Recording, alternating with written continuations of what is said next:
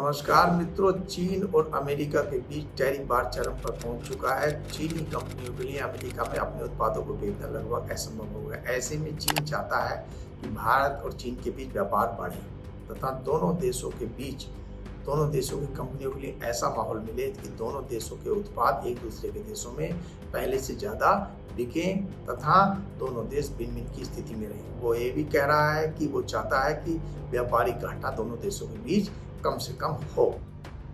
सवाल ये उठता है कि भारत इस समय ऐसा क्यों करे, क्योंकि उसकी इस समय अमेरिका के साथ कोई बड़ा व्यापारिक समझौता होने की तरफ अच्छी प्रगति हो रही है और अमेरिका में जो उसके उत्पाद नहीं पहुंच पा रहे हैं, ऐसे में भारत वहाँ एक लाभ की स्थिति में भी है और अपने उद्योगों को बढ़ावा दे सकता है। तो भारत को इस समय भारतीय विदेश नीति को बहुत सतर्क होकर चलने की जरूरत है, जिससे कि चीन भी नाराज ना हो पाए और अमेरिका में उसके उत्पादों की खपत भी बढ़ जाए, साथ ही चीन की डंपिंग से भी वो बच सके। चीन इस समय अपने माल की भारत में डंपिंग करा सकता है। इन सब चीज़ों को ध्यान में रखते हुए भारत को बेहद सतर्कता से आगे बढ़ना होगा, जिससे कि वो इस मौके का बहुत बड़े स्तर पर लाभ उठा सके और अपने विकास को नए स्तर पर ले जा सके। धन्यवाद।